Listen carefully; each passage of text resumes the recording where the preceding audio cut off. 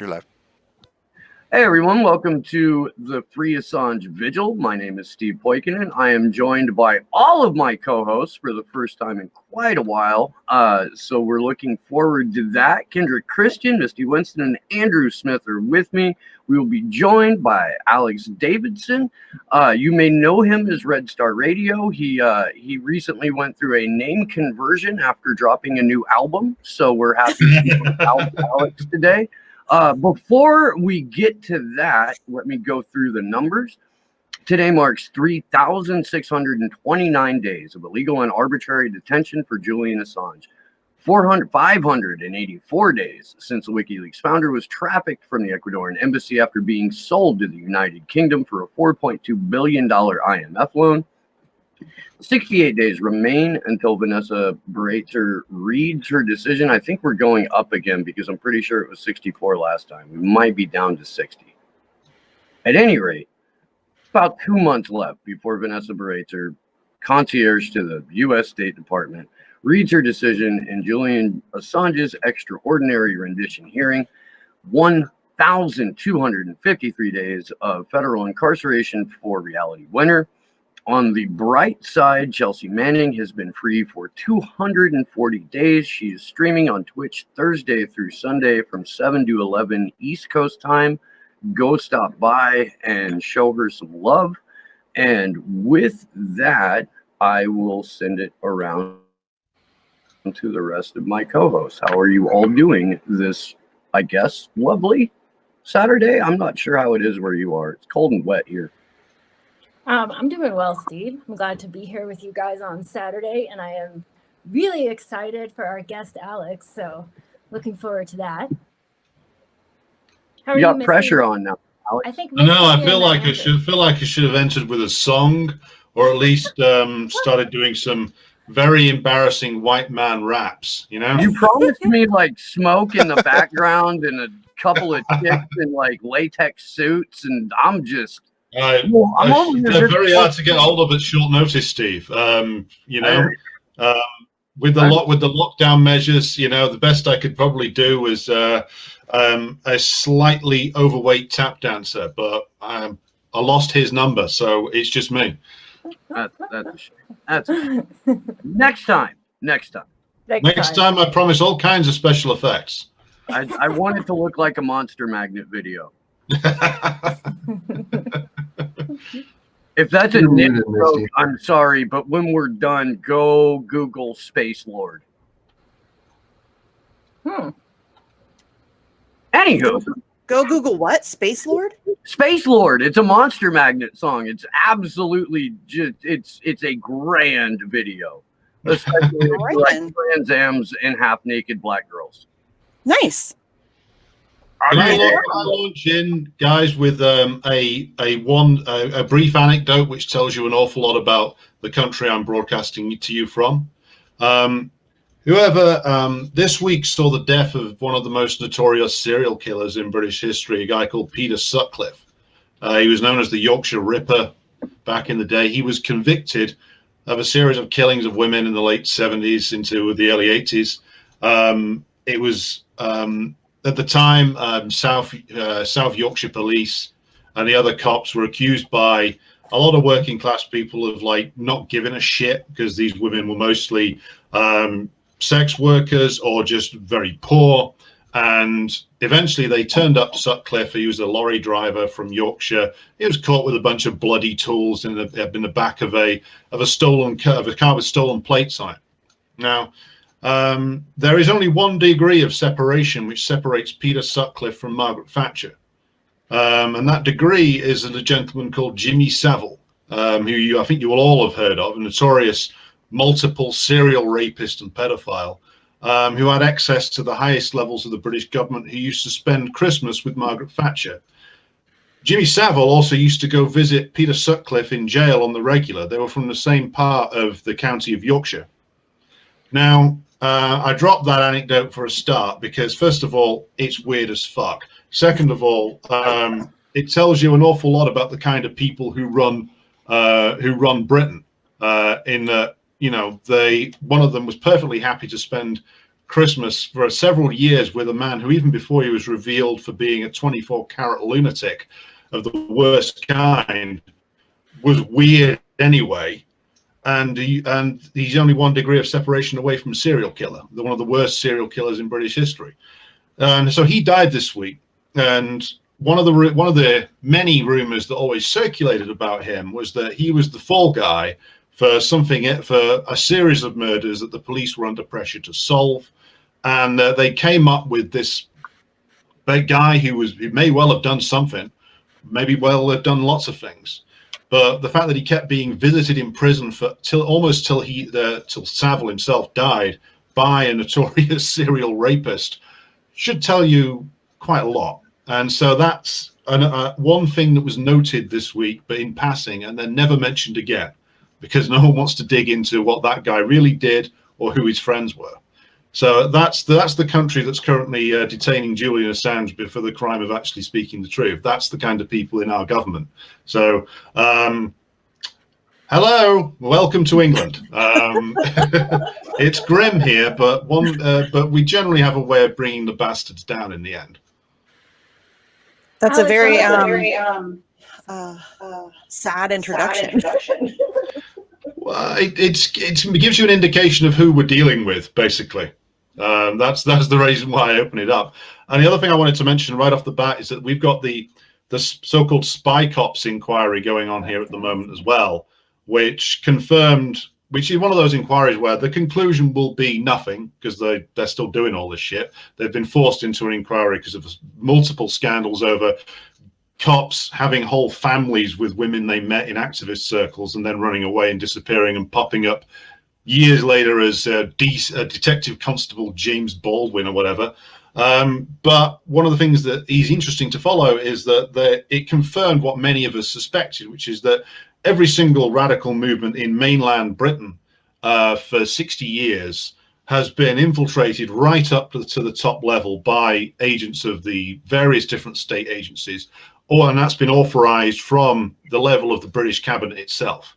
So it was confirmed that a lot of the the movements that were anti the occupation of the occupied 6 counties of Northern Ireland were all infiltrated right up to the senior level by not just informers, but direct agents of the various different police agencies.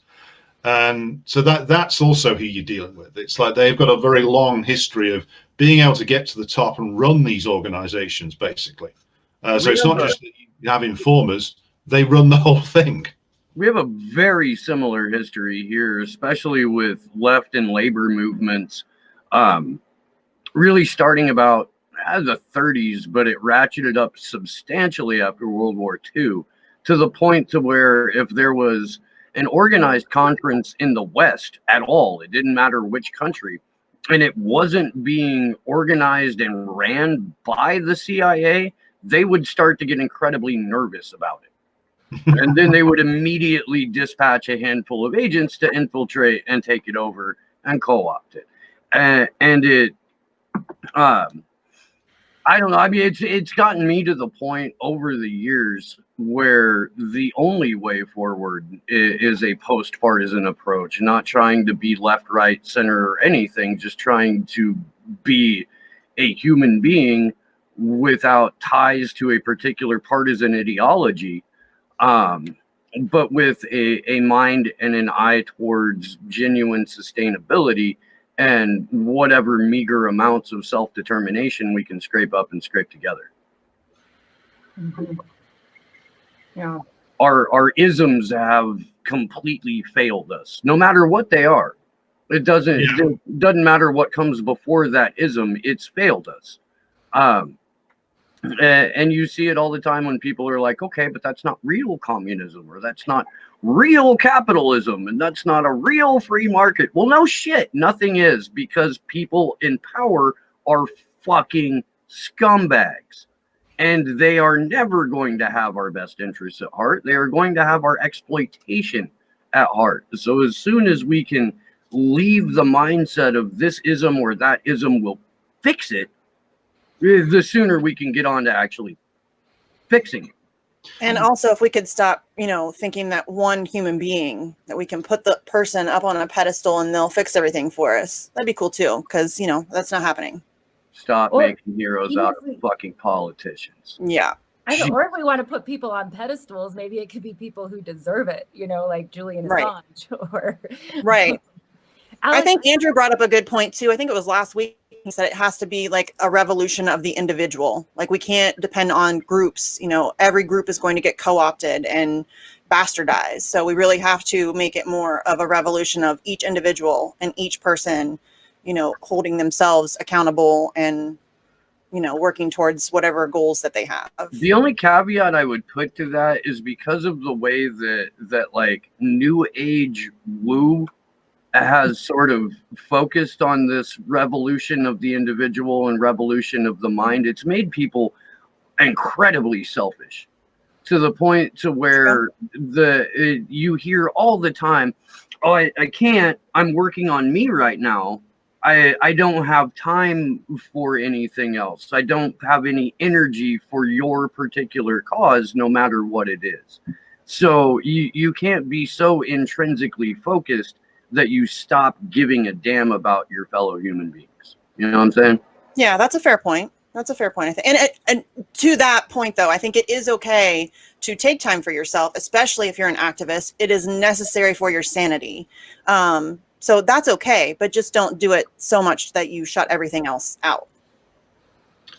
Yeah, it was the old line from what was his name? The guy from the Yippies. Was it Rubin? Jerry Rubin, who went from socialism in worldwide to capitalism in one person. Mm-hmm.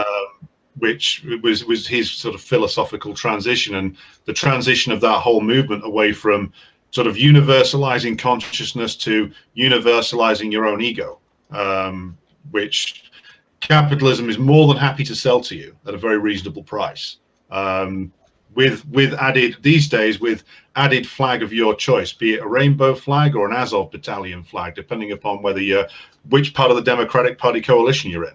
The Ukrainian Nazi wing or the woke wing, or maybe they'll come together. Who knows?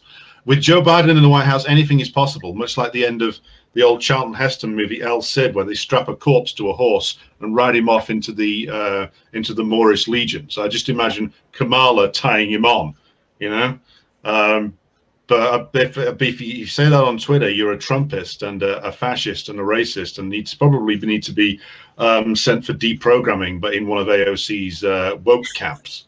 But only if you made the blacklist, which if you said that, you have made AOC's list.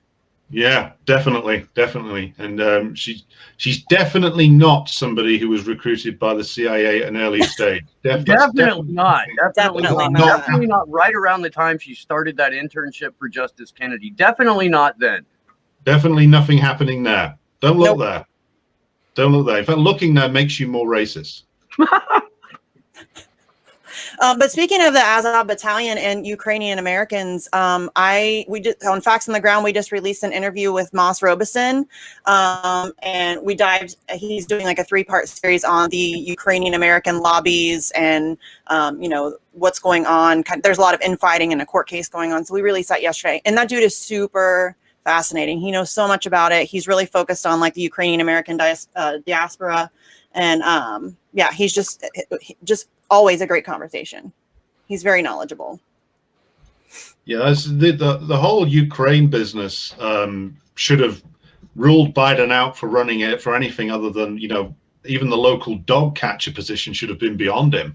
But the fact that a man convicted of, well, not convicted, but who self-confessed to looting a whole country for his personal gain, and posting that on camera, and employing, actual Nazis to do it, to batter down the resistance to American capital and himself personally benefiting, is remarkable that he got so many people to lie to him, because, the orange man is bad and makes me feel bad things. So something I find fascinating is the Ukrainian American, like there's a huge amount of support for Joe Biden. And these are like nationalists, kind of Nazi leaning thinking type people.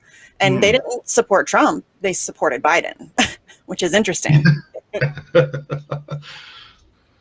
So, Alex, you had talked about that serial killer and how the I don't remember what newspaper it was or broadcasting station, but they ran one story about it and then tried to Yeah. sweep it under the rug. Yeah. We actually had the Guardian during the 4 weeks of Julian's trial only write 4 stories about it. So I was wondering if you could talk a little bit about the overall state of the media in the UK, because we've seen statements from Julian come out years ago where he's talking about how we may just be in a better place as a planet if we didn't have mainstream media at all. British media is like a sort of more aristocratic and hidebound version of the American media. It's slightly less hysterical traditionally, but that's becoming less and less true as time goes on. Traditionally speaking, the UK media politics nexus has been dominated by the daily newspapers and their relationship with the media lobby inside Downing Street and Parliament. And that's what was used to set the agenda for a very long time.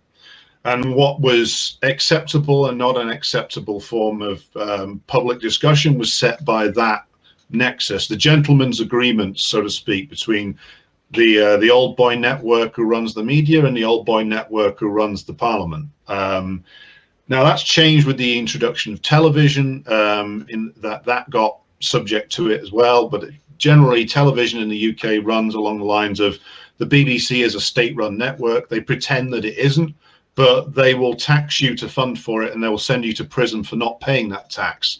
So that's a state-run media network, if the state sends you to prison for not paying for it. And also then you got so-called independent television news, which is basically, it's a sort of corporate version of the BBC. So it just runs with all the same stories and all the same angles. It's been proven over and over again that the insecurity services have people inside the BBC. They have people, we know this from the Integrity Initiative leaks a while ago now, that they have people inside all the major media organizations to run stories for them. For instance, the hysterical idiot who runs all these stories about the Russians running the Brexit referendum, the Russians running Trump, the Russians running Julian Assange. This woman who writes for the Guardian called Carol Cadwalladr. Believe it or not, that is her real name. Yeah. She was named in the Integrity Initiative leaks as having attended their briefings, and she said she acted dumb when asked about it. It's like, oh, I didn't know what briefing I was in. Like, no, you did. So if you're gonna lie bigger. Come on. There was another one, a guy who's also a big-time neocon, ex-Trotskyite named David Aronovich, who's sort of a professional war propagandist. He made his name in the early 80s when he was still a communist. He went on a game show and answered every question with the word Trotsky. Turned out he's had a long and profitable relationship with the security services, which, given our slightly early discussion, shouldn't be a surprise. I'm sorry to interrupt, but isn't that a Monty Python bit? No, that should have been, but it was real. The Monty Python bit was funnier, and it probably involved less money. Were they actually, they had, what's his name, fucking dressed up as Karl Marx and whatnot? Yeah, literally on a quiz show. John Cleese dressed as Lenin. Yeah. But sorry to completely derail that there. It's how all, my mind works, by the way. It's all part of the triptych that we're painting, Steve. The UK media is essentially a closed shop old boy and then now old girl network. And I know quite a bit about it because I wanted to be in it for quite a long time. When I was younger, I went through my university course with the idea that I was going to apply for a job on the local newspaper and go from there. But what changed that was I went to a talk by a guy who was just retiring from print media, and he said, "Don't do it. Don't do it. The print media is becoming. There's no chance now of getting an interesting story, even about a local issue, in most print outlets, because the advertisers are running to being online, which means they're more and more dependent on a few big rich people to fund these things. And so it's just becoming like free sheets that are handed out on public buses and trains. And it's not the kind of thing, to use an old English phrase, it's not something you'd even want to wrap your chips in anymore. So there's the only way you can build a career in print media in one of the legacy operations is to be rich unconnected already. Because to get something out of, see, if you want to write for the Guardian, for instance, even before it got turned into like a clearinghouse for MI5 and MI6, which is what it is now, you would have to spend years interning and working for nothing in London. Now, you know from American cities like San Francisco and other places just or New York, how expensive that is just to live, even in the cheaper areas. So to work for nothing for years and years and years, you can't do that unless you've got a family money or a connection paying for you to be there. So that breeds a certain type of person with no ideas, no spine, and no nothing, who is more than willing just to print anything that is put in front of him. Like, here you go. There's the story from the Ministry of Defense. Write that up. And that was literally confirmed in a book by Nick Davies, who I believe worked with Assange on some stories. He wrote a book called Flat Earth News, where he confirmed that a lot of this, because of the way the newspaper industry had gone, it was all just press releases. Government press release comes in, journalist writes a paragraph introduction, stick it in the print edition or online. That's the story. And so all of the way this is set up, it's set up to institutionalize the class power of the ruling class in Britain, because it's them that makes up the journalistic profession more than ever. I mean, 100 years ago, like some regular guy or might have been able to work his way up. Even then, though, that was pretty much a myth. But now any possibility of that is gone. It is just literally the sons and daughters of the elite, and that's why they're all so fucking stupid. So wait a minute. Are you telling me that Luke Harding is not a good journalist? No, good old Luke. You know, in the manner of Britain being a small nation, we have played cricket together. But I'm joking. But I think Luke Harding is a great example of, like, you can never go wrong by doing what you're told in British media, but not in American. In American media, it's probably the same case, because he's such a man willing to undergo public humiliation for being wrong, but confidently asserting it, which is what a British private education gives you. It's the confidence to be completely wrong at all times and in all places and about all things, but not have that dent your confidence at all, because most of the time you don't get challenged anyway. So yeah, he's like a dollar store Luke Harding then, because his kink seems to be getting dragged on Twitter. Yeah, I mean, I think I'd have him more as the sort of as a sort of 50-cent version of it, not the rapper, sure, but the monetary value. Yeah, like a thrift store Luke Harding. Yeah, thrift store Luke Harding. So yeah. I'm just going to be online. He's going to be online constantly getting owned and just enjoying the hell out of it. Just the way Bernie Sanders is cheaper than hiring somebody to pee on you. I don't know. We've strayed into X-rated territory already, but it's all for I think that's good news. We're 27 minutes in, man. We waited long enough. Yeah, that's probably like a record for how long it's taken. I mean, you know, it is way different than my show where we jump into that during the introduction. So my very long-winded answer to your question is that it's no wonder that it's an absolute shit show. But that it's one of the more positive things recently is the fact that a lot of people have just flat out stopped listening to it, because especially with this lockdown shit, because it's become so incredibly obvious now that the government has lied all the way through it. And now people are just starting to even people who I previously would have said they're not political in the slightest, just look at the government's announcement and go, well, I don't believe it.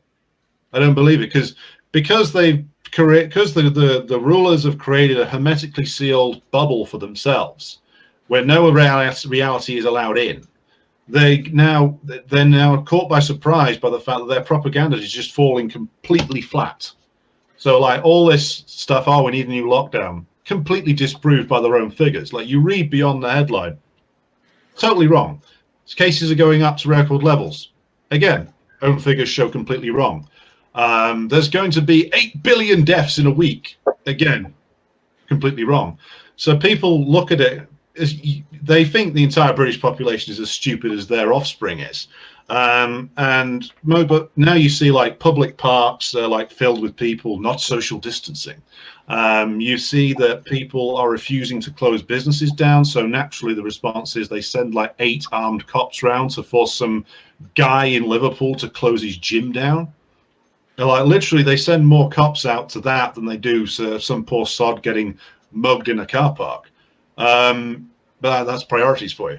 But that's the positive thing. They've lied so often about everything that the juice is running out, and that's why they're getting more hysterical, because they're trying to find things to whip things up again, and that's not working. So that's one of the reasons why my prediction is that because he's run out of juice, Boris Johnson will be gone in 6 months, and the finance minister, Rishi Sunak, will take over. He's no better than Boris Johnson, but Boris has completely bollocksed it up for them, so they're going to get rid of him and do a rebrand.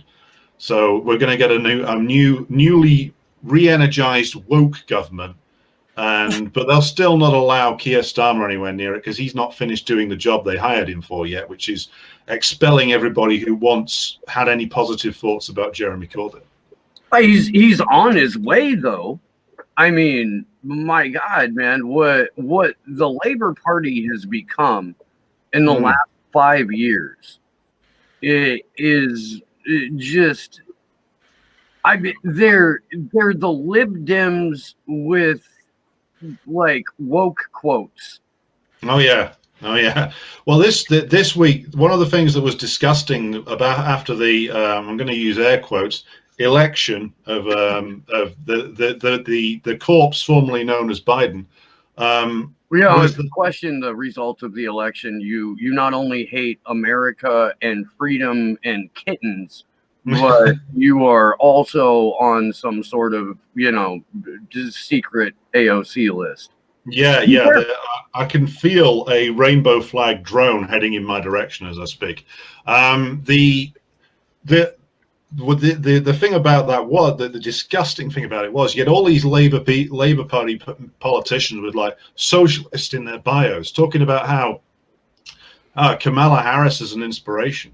I thought, and to which I was just replying to them all with the picture of either Biden hugging Bush or Harris giggling about locking up the parents of like truanting children.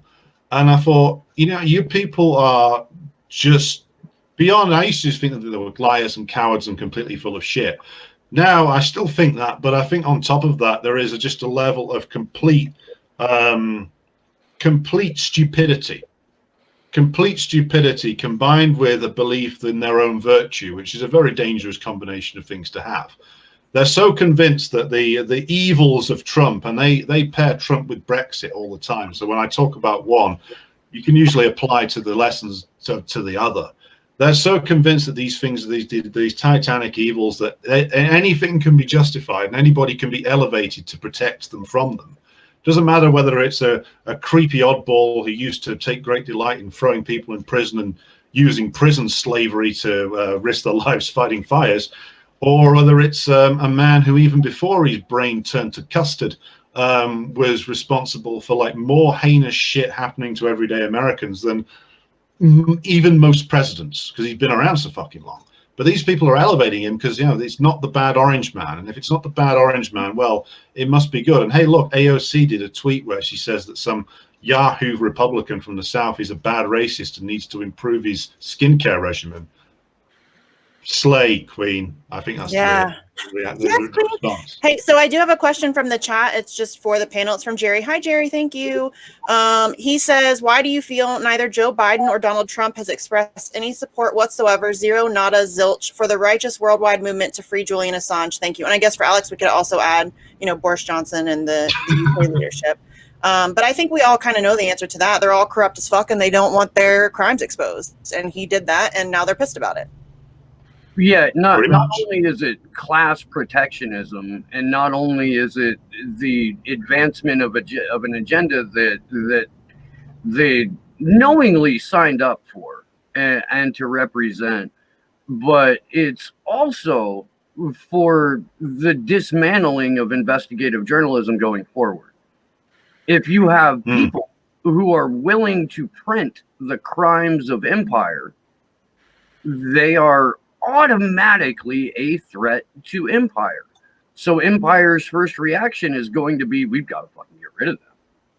And however, by whatever means possible, they're going to do that. What's happening to Julian Assange is the culmination of a decade and 5 governments and all of their 3- and 4-letter agencies working in many cases overtime at massive expense with the sole purpose of shutting down investigative journalism.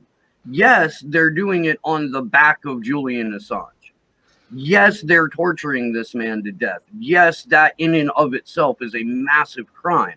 What is bigger than that is the threat to global press freedom that is hanging by a goddamn thread right now. And I think people need to look at historically, this is what fascists use. This is one of the first things that a movement towards fascism will do, is seek to control the narrative. They want to control what you're allowed to know. And this is a huge red flag. Global fascism has been on the rise for many years now.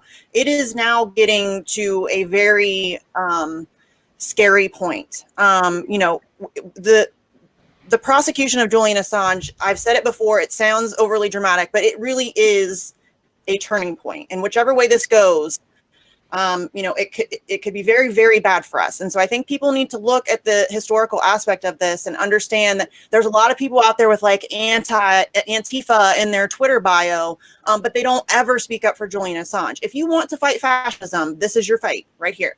Welcome aboard. But they're all FBI agents, Misty, so why would they? Right. I mean, I would disagree slightly on the question of like what are we dealing with. I would say this is, from my analysis, this is just mature era capitalism, and whereas fascism, to my own analysis of it, is it's something that they will use in very extreme circumstances to batter away completely largely working class organizations and resistance. But I don't want to be the churches arguing about angels on the head of a pin here. The thing to my mind is that there was a global struggle that has gone on for over 200 years between when you get like the French and the American revolutions, and slightly before that the British, they conjure up the spectre of universal rights and universal freedoms. But of course, the authors of those documents didn't mean universal really. They meant universal for people who looked like them and owned what they did. And then suddenly everybody else who was left out of that has spent hundreds of years struggling to actually claim the rights they claimed were universal. And during a part of the 20th century, there was some success in pushing forward maybe a little bit on more social, economic, and general and political freedoms. But really, since the 60s, that's been in Britain and the United States just relentlessly rolled backwards. The economic defeats of the labor movement in Britain and the United States being one of the underpinnings for that assault. And then you get all the other withdrawals of basic democratic rights following along from that. So this is just another stage in that what they want to do is to take all the freedoms that were used to be talked about as universal. They want to make sure they're withdrawn from us, and it only now applies to them at any point in time, them and the ruling class. They don't want the likes of you and me to have recourse to freedom of speech. That's for them. They don't want anybody else to have the right to really elect a government under a system that would actually elect it rather than be a suggestion. They want that right for themselves. It's no better. Voting systems now are no better than back in the old days when they used to have rotten boroughs in England where the voter was, had been dead for 50 years, so it was exercised by the local landowner. This is where we are. This is, to my mind, it is the relentless withdrawal from any and all, both economic and political concessions to working class and middle class people that have been made for over 100 years. It's all being taken back. as the system concentrates more and more around the rulers. And that they can't stop that process, and we can't stop fighting against them. Neither of us gets a choice. So that's my own spin.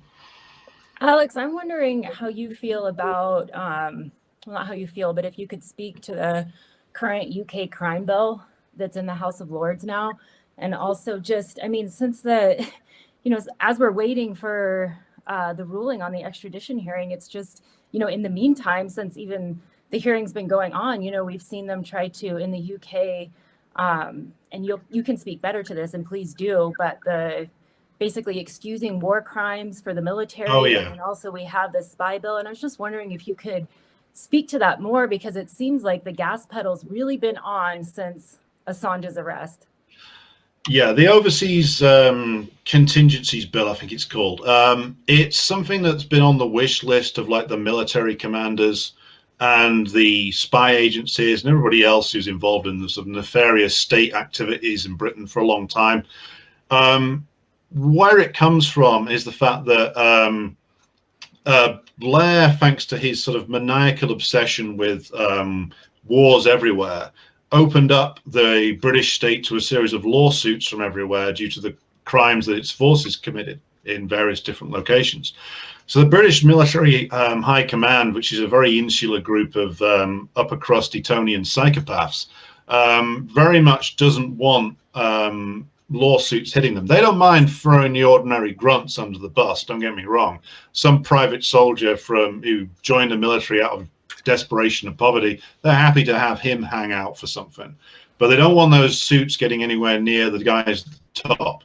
And they've essentially pushed the politicians for many years saying, look, you want us to do X, Y, and Z. Well, we want complete immunity when you order us to do it. We don't want even the suggestion of a lawsuit, because one of the things that was a controversy here for many years was the actions of the British Army and intelligence services. And I'll go back to the north of Ireland again, where all the horrible shit you could possibly imagine that they would do, they did for many, many years, and they still couldn't win.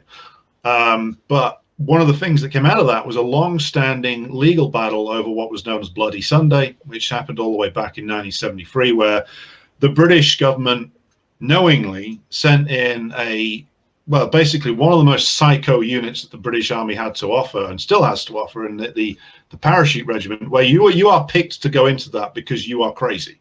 And the officers are picked because they're all crazy and they enjoy doing the shit that they do. This isn't just like regular guys joining the army. These are the guys who joined it, thought, well, listen, I don't really get to kill enough people here. So I'll join a unit where I can go and do it with impunity. And this is the unit they deployed into when Yemen was still a British colony. They deployed it there, massacred a bunch of people in Aden and other places as well. Where there's some dirty, horrible shit to be done, that's where the British government sent that unit. And then they sent it into the north of Ireland, knowing full well what would happen. And knowing full well they were walking into the middle of the Northern Ireland civil rights movement, that the state was trying to keep a lid on it, but was failing, and that that massacre was not a force run out of control. That was a force acting under orders, which is what has always been the problem for people trying to get justice for it, because even the generals were under orders from the politicians. So make no mistake about it, it's not a bunch of grunts who took it into their minds that they just wanted to go shoot some Irishmen, even though that's what they did do. They were under orders from the generals, who were under orders from the cabinet. And that the attempt when Blair came in as a concession as part of the whole Good Friday Agreement, he said, all right, you can have an inquiry into it. It took 15 years or so, when everybody knew what happened. There's footage of it. There's leaked audio of the commanders, of the officers, saying to each other on the day, the general, he loved that shit. He hasn't seen anything that good in years. Talking about the paratroopers going around just opening up on people in the street. And that was all been available for many, many years now, and yet they still refused to reach. They in the end, they were going to prosecute one guy who was still alive. And bear in mind, we're now 47 years later. So most of the senior officers are dead. Everybody who was in the cabinet at the time is dead. The only ones left alive are the lowest ranking guys, who would have been like 18 or 19 when they did it. But that's where it comes from.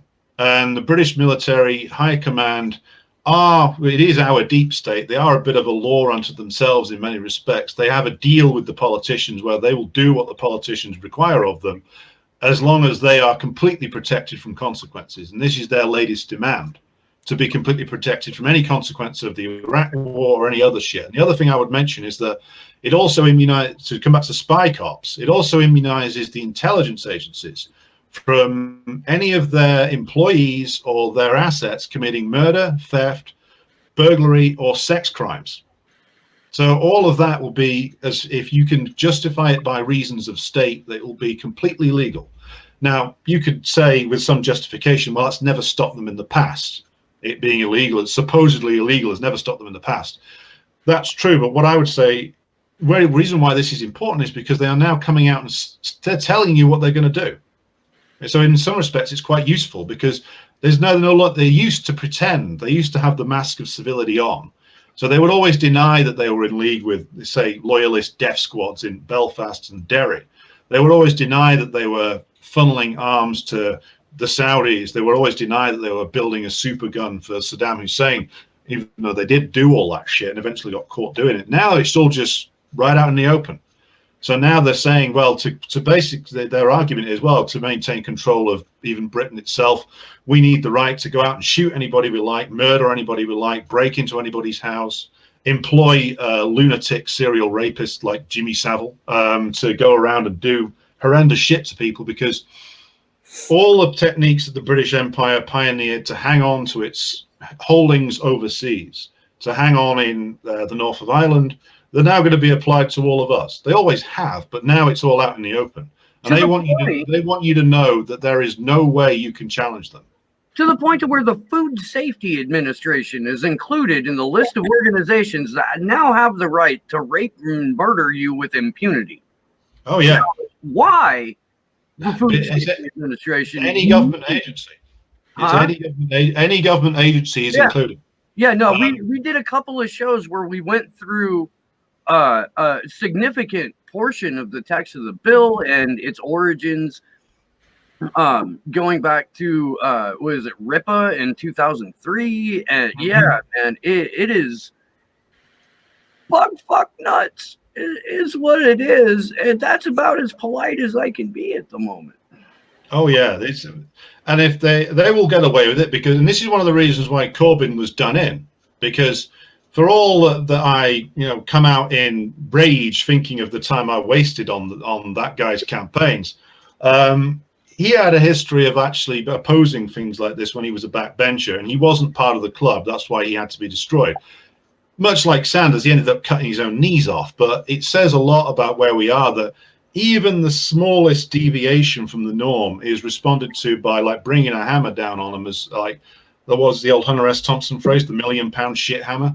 And even you could even extend it to Trump. Like, Trump ain't done really anything to challenge the US state machine at all. But the fact that he even verbalized stuff that could be construed as challenging it was too much. And that's one of the reasons why they've decided he has to go, no matter whether the people voted for it or not. So to me, that can seem like we are in an extreme situation, but I see it as it's clarifying for me to look at it like that, because if the people inside the system are thinking, right, well, we need all these powers just to keep going, then they must know that something's going severely wrong. Mm-hmm. So I would say that we should all educate ourselves on this, but bear in mind, don't be too despondent, because the fact that they feel like they have to do this, they know that they're in a hole. Well, here in the U.S., we have the craziest shit happening between Russiagate and QAnon, to where there are two counter-reinforcing propaganda efforts, where you have QAnon as a limited hangout, admitting to people that, yes, this is a psychological operation. Yes, there's global pedophile rings. Yes, there's people that are above what we see even operating in a daily basis as law.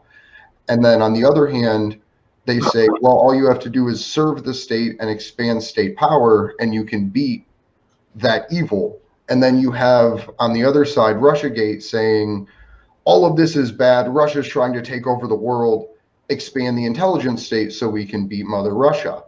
And at the end of the day, you still have both sides being okay with Julian Assange being tortured. You have both sides being okay with international war crimes being committed in Syria. And you have both sides being okay with the heinous expansion of the national security state. And it just leaves normal people in this almost like information vacuum, because all you get is propaganda from both sides. So I was just wondering if you could talk a little bit about the state of propaganda in the UK, and if it's as thick as it is here in the US, especially for younger generations. It's not as bad. I will say that for my benighted country, it's not quite as over the top.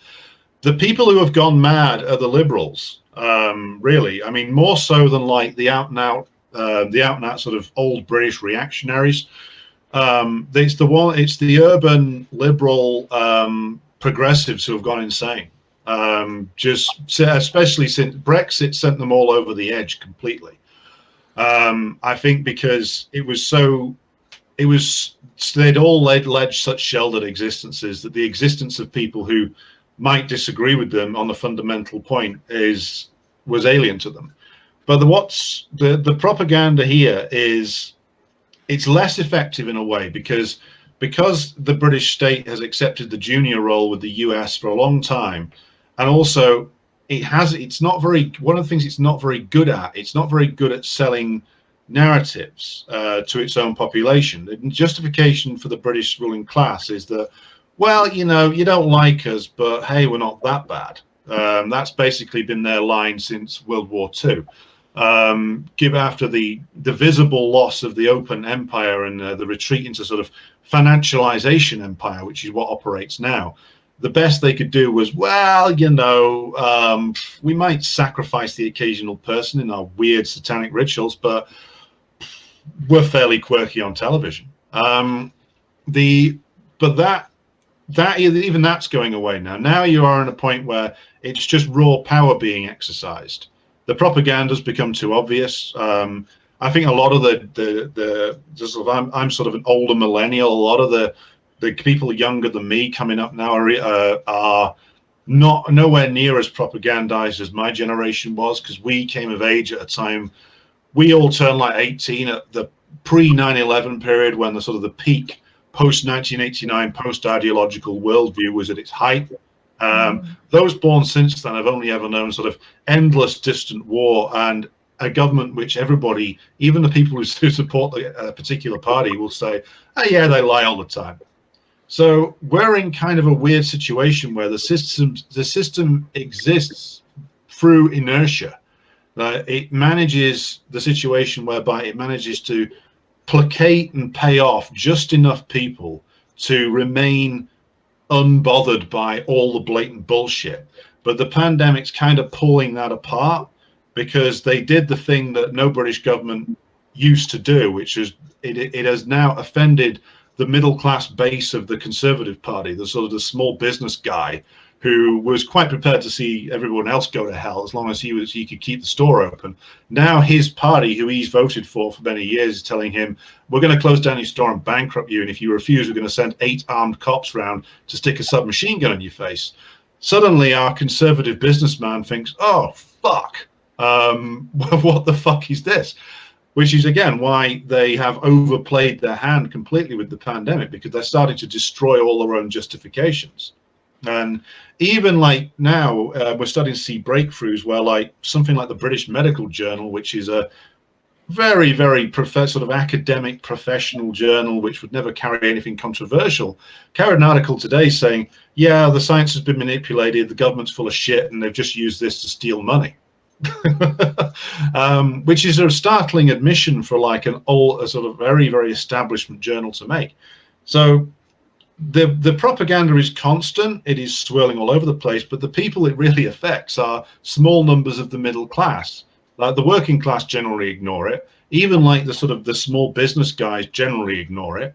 And because the deal that the British state always offered was, okay, well, you can go off and do your own thing, and as long as you don't make any trouble, you can sort of stumble on by on credit.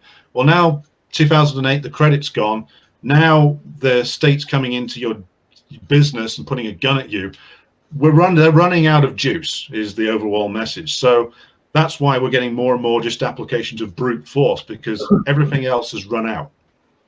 You've also been having lockdown protests with hundreds of thousands of people in the street, or what looked to be hundreds. There was one in thousands. Manchester last week that was bigger than any leftist demonstration since 2011.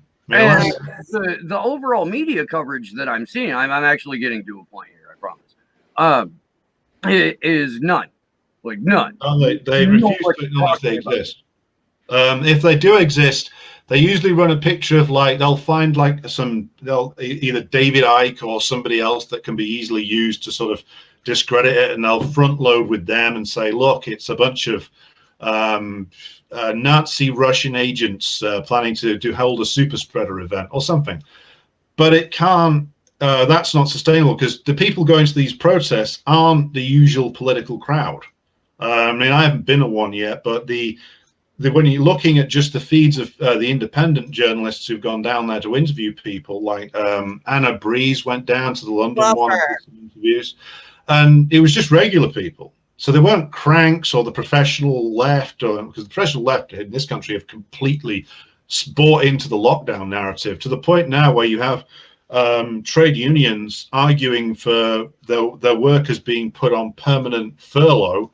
And this is the University and College Union in Britain. I have an interview with a dissenting voice from them coming up later this week, where they're arguing that they should put all the university sector essentially working from home, doing online lecturing.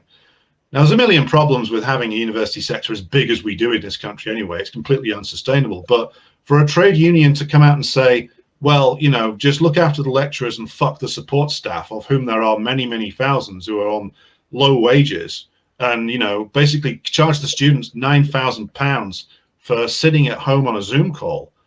That's bizarre. And that's the state of, like, the trade union movement in this country. It's the state of the left. They're all just arguing for more subsidies to sit at home, which to my, that was the point where I thought, well, I'm really glad I left the left quite a while ago, because that's insane. That's completely insane. That's like taking all the stuff that Alex Jones used to shout about and saying, oh, yeah, we believe in all that. And where's the child I've been provided with to sacrifice? It's just insane.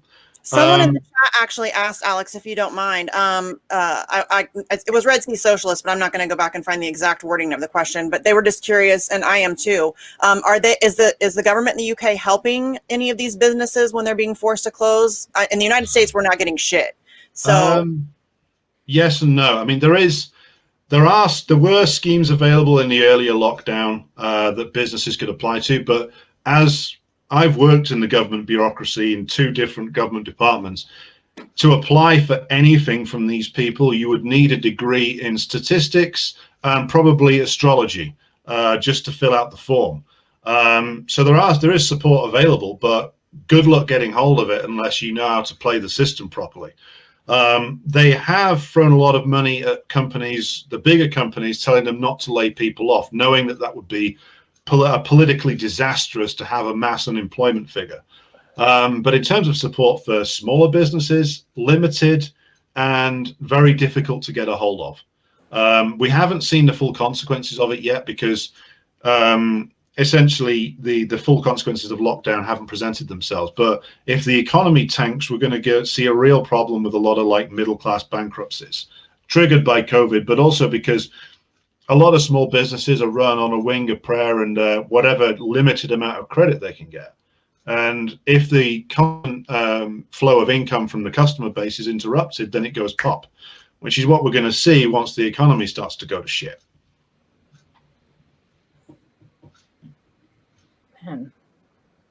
You're muted, Steve. I see that. Living in a place where the economy has gone to shit, living in a place where I live in the world's 5th largest economy, not the US's 5th largest economy, but the world's 5th largest economy. The amount of shuttered businesses, the amount of growing desperation, combined with the fact that 1,000 structures in my county burned because of wildfires, has just sort of underscored the point that no sane person on the planet should be living in California right now. But there's no reasonable aid or even plan coming from not just the state government and the federal government, but local communities. We've become so intentionally divided along partisan lines that people can't even come together to put those aside to figure out how to keep the machine rolling during COVID-19 84. Well, that seems to me to be quite, as you said, deliberate division created there, Steve, over a number of years. And also, it seems like that's what the state of California, in terms of like the poverty, the shuttering of businesses, if you were of a mind to see it this way, you could almost see it as that's what the likes of Newsom and the California Democratic establishment seem to actually want. They want like destruction so that the base that they really represent, like the mega corporations in California, can have more people and resources to exploit once everybody's desperate. That's just my impression from looking at it from the outside. I think we see, I mean, the forced division in this country, it's really, I think I could speak for my co-hosts, difficult to see, each side saying the exact same thing about the other one and being so fearful. And, and then here we are in the midst of, like was said already, our free press being taken from us. And there's absolutely, nothing there at all. And I'm just wondering, with all the censorship that we're seeing on Twitter and things like that, do you see kind of a mass exodus? I mean, I've seen a lot of people move, at least on the right, over to Parler during the election. And I'm wondering if you think like a new social media platform is the answer, or how you think we, break through these things to get information out about WikiLeaks, about, anything. I'm always looking for more ideas from people and wonder what you think about that. Is that for me? That's for you, Alex. Sorry. Oh, right, okay. I'm on Parler myself. Went on there the other day, and I immediately got $10,000 from Steve Bannon. It was great. Mm-hmm. He's very generous when he signed up to his projects. I would say that, I keep encouraging everybody to go on, like, set up something on at least 2, maybe 3 different platforms, because this one, any of them can, the major ones can just be switched off. The Egyptian state managed to switch off Twitter for a while when they were trying to when Mubarak was being overthrown. It would, for Silicon Valley to switch it off, it would take even less effort. So I think one of the priorities for me is like establish several different methods of getting my own material out to people who follow me. Encourage others to do so as well, because it's not.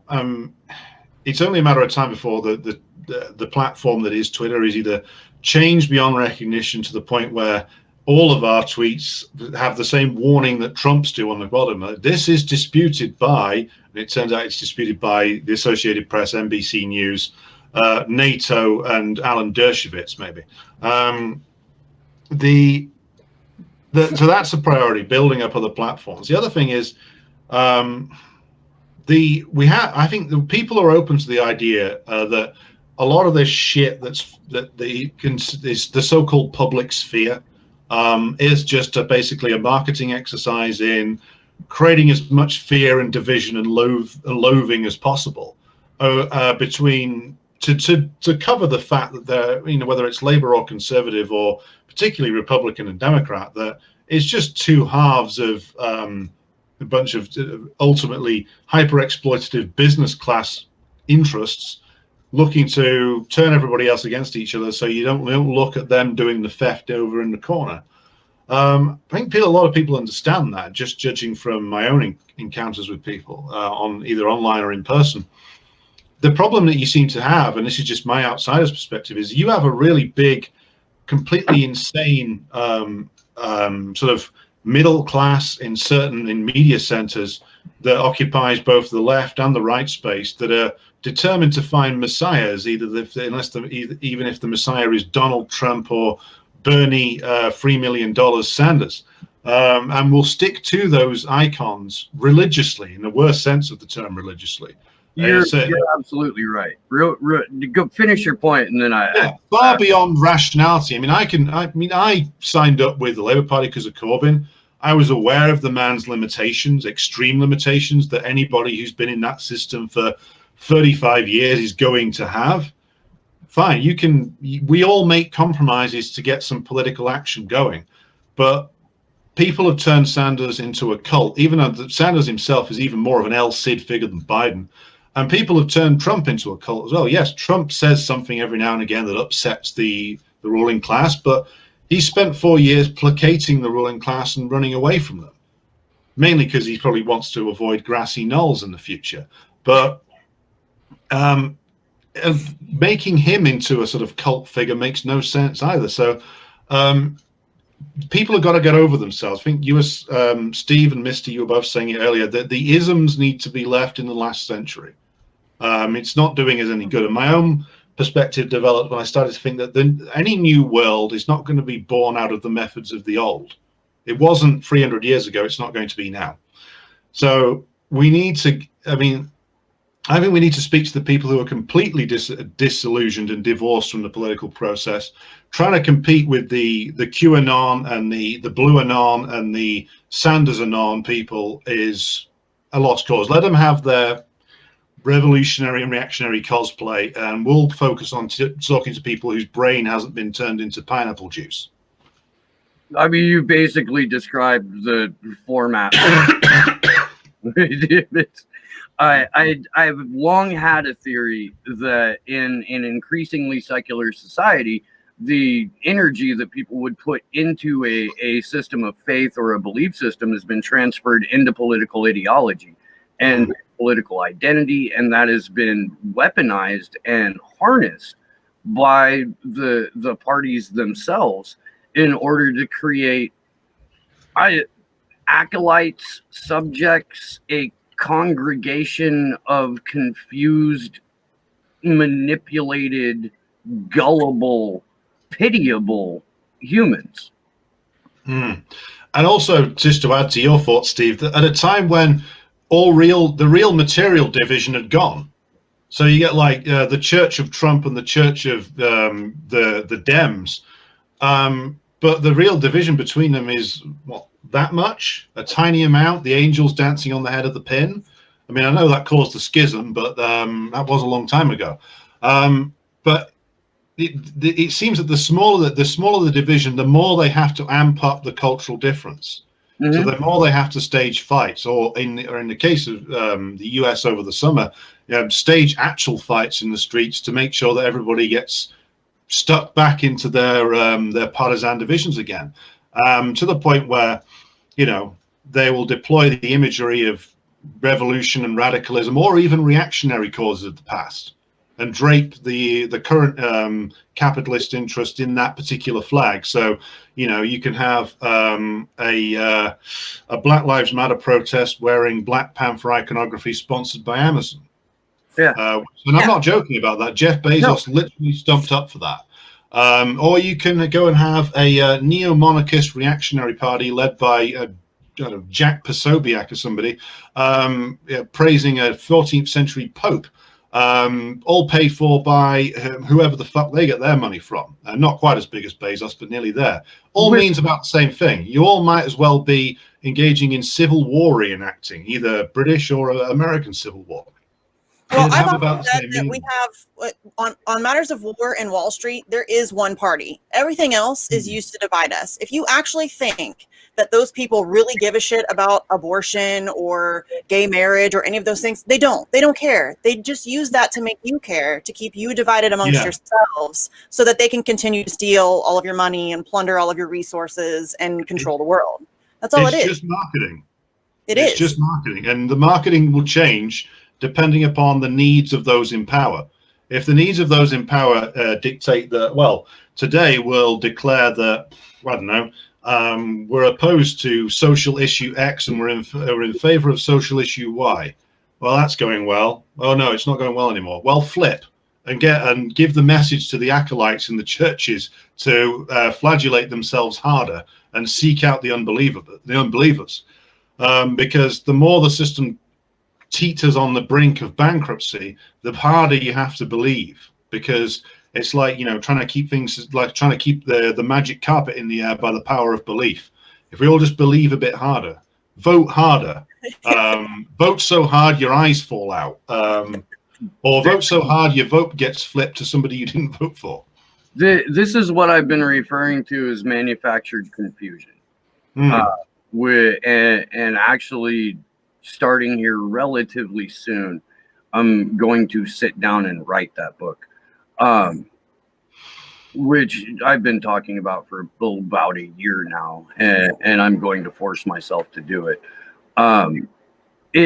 When you've got a system that has had the center of it, the middle of it, the true middle of it, not the political center, but the true middle of it, hollowed out on purpose for generations, you can't expect that to do anything other than collapse in upon itself. And in order to maintain the illusion that the center hasn't been hollowed out, that really it's just, if everybody would stop voting for the wrong political party, everything would change. In order to maintain that fiction, you have to keep people in a constant state of confusion and a constant state of agitation, to the point to where they're more willing to believe a multimillionaire in a television station in New York, DC, or LA than they are to have a conversation with their neighbor about the things that are going on in their community. It is what I hope to be the last desperate act of a crumbling empire. And on the other side of that, it would be nice to see a sort of general understanding, because I hate to use the term awakening, especially after Q fucking ruined it for everybody. But an understanding that it's going to take a spirit of community and a dedication to what genuine fellowship is in order to get through the next 100 or so years, if not the next 100 or so months. Yeah, I largely agree, Stephen. It's a product of, like I was saying earlier, if you're already in power, confusion always benefits you.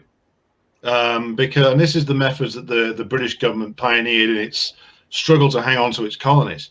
If you're the guy in charge, it doesn't matter how many different rebel groups you're funding or how many different factions you're arming, and even if they all fight against each other, or some of them say they hate you, or some of them say they don't, doesn't matter, as long as you keep enough people in the subjected population bamboozled.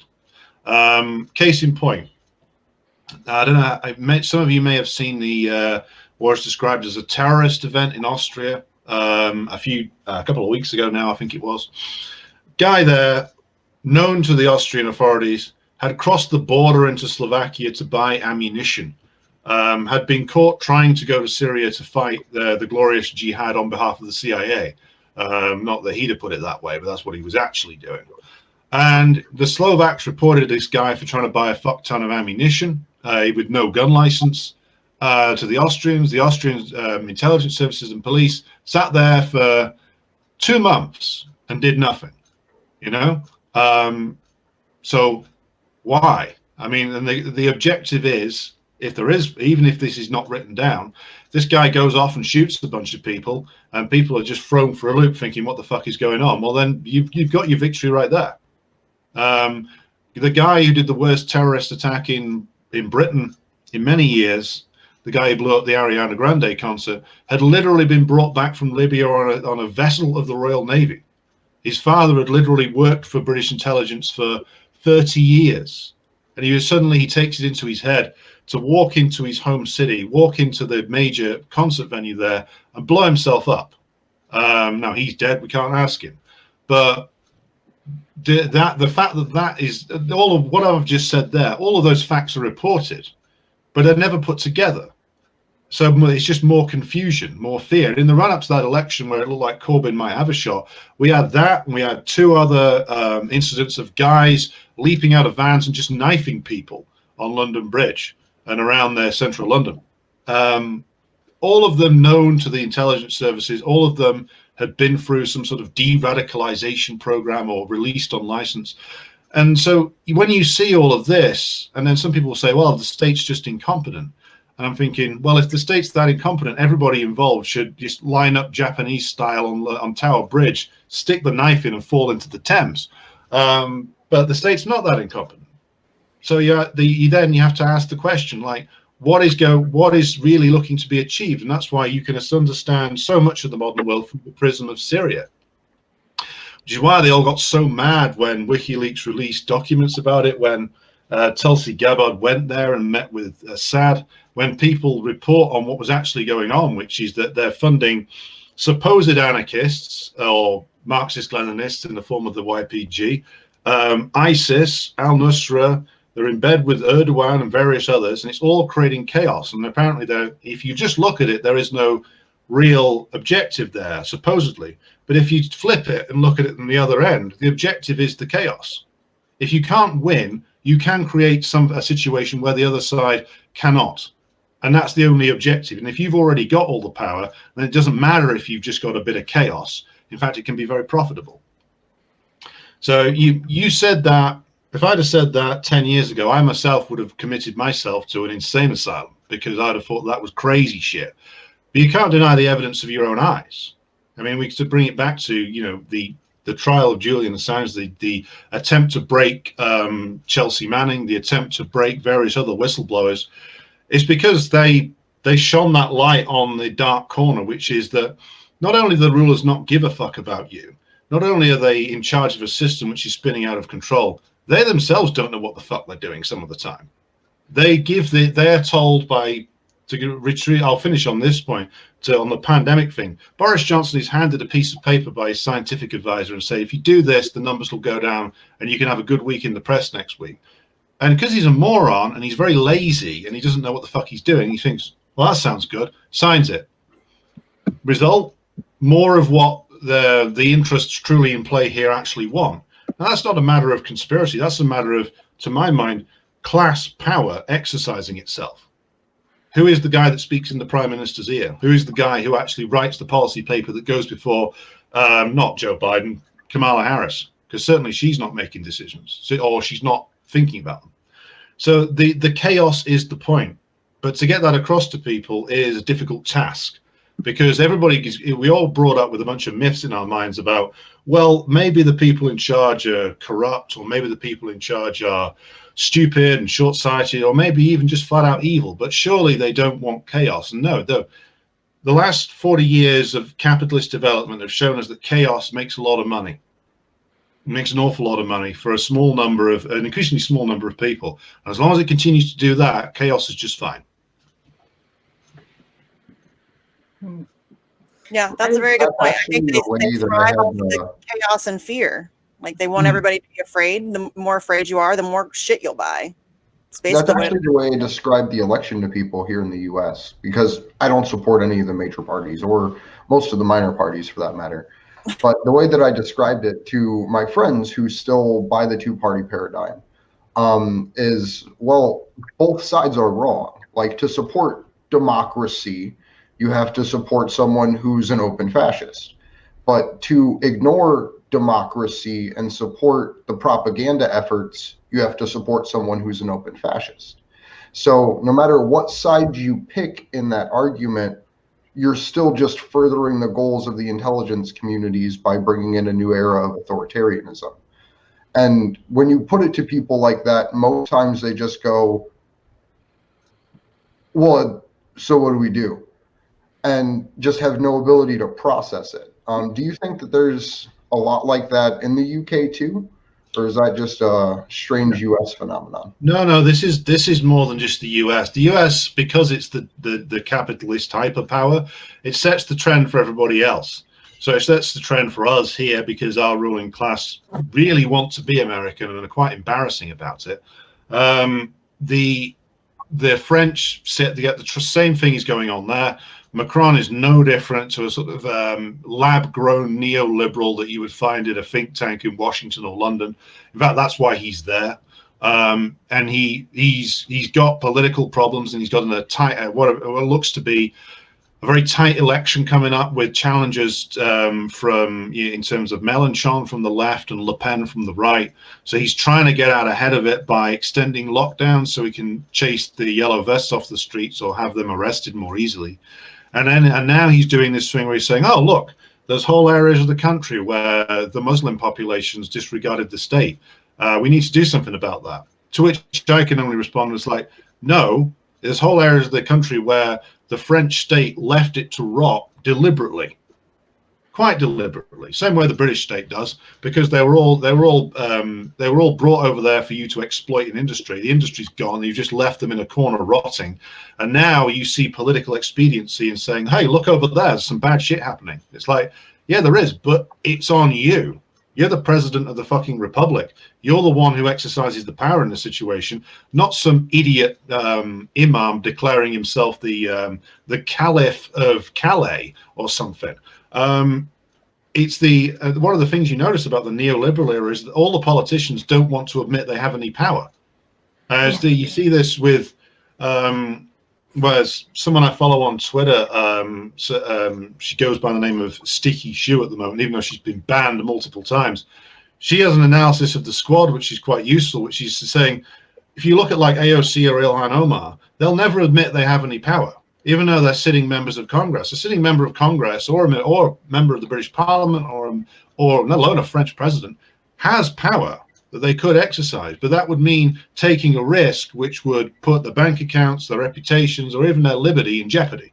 So they're not going to do that. They're going to pretend that they don't have power, and they're going to pretend that, you know, all these things just happen to them.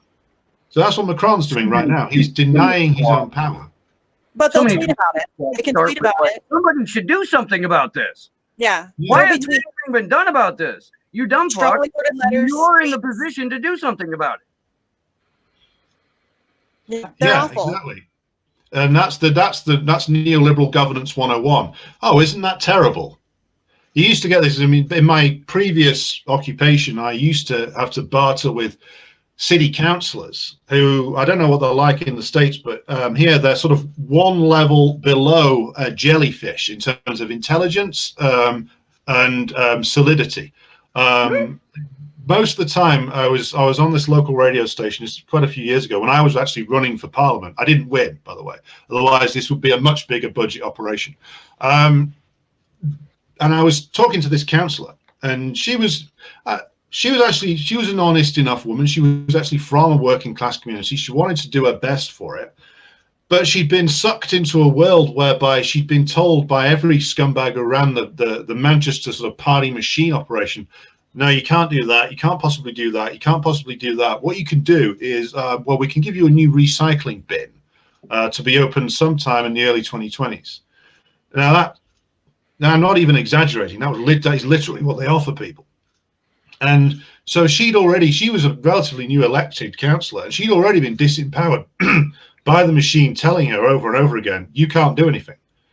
And if you believe in that, then you would automatically just become you either descend into corruption or you just become a stooge. And it's this disclaiming of political power. It's like the French president claiming he has no writ running into areas of Paris. It's like, no, you do. You just don't give a shit until it's ready for political exploitation. It's people saying, oh, Angela Merkel had an awakening and wanted to welcome 1 million Syrians into Germany. It's like, no, the German capitalist class wanted a few 100,000 cheap laborers to break down German unions' collective agreements. That's not me making that up. That's what they said. And that's what they've got.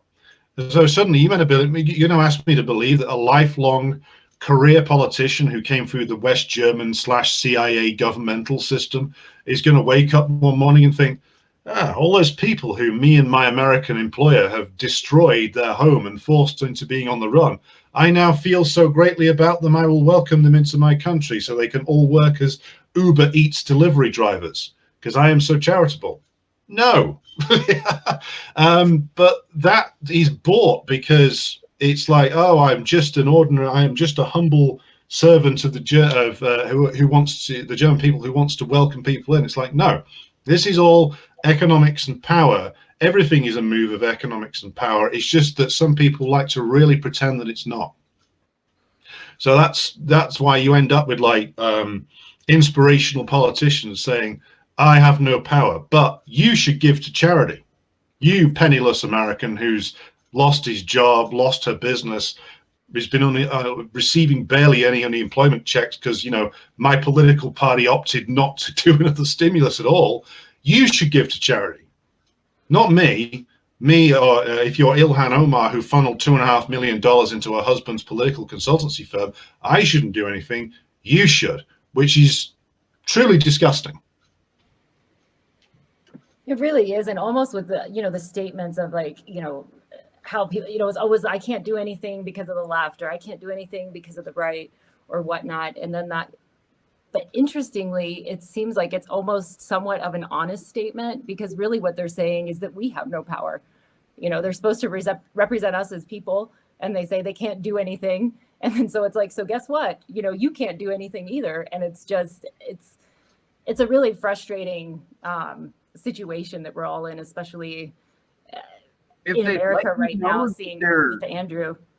If they let you know that they're essentially, you know, just keeping a seat warm for the oligarchy, it makes it a little bit more difficult, I guess, in theory, to attack them for the choices that they make as Congress critters.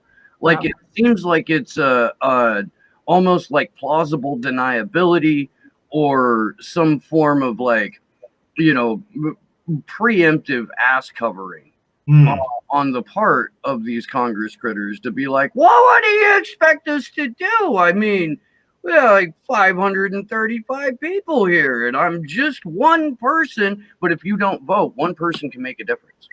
Yes.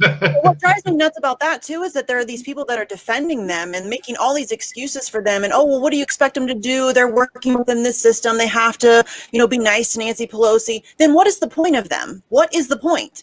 What is the point of working within this completely corrupted system if the people that you elect to go in there and challenge the system can't do that, and you're going to make excuses for them? That makes no sense. Make up your mind. Either you want to elect these people to go in and flip some tables, or you're admitting that that's a failed strategy and we need to do something else.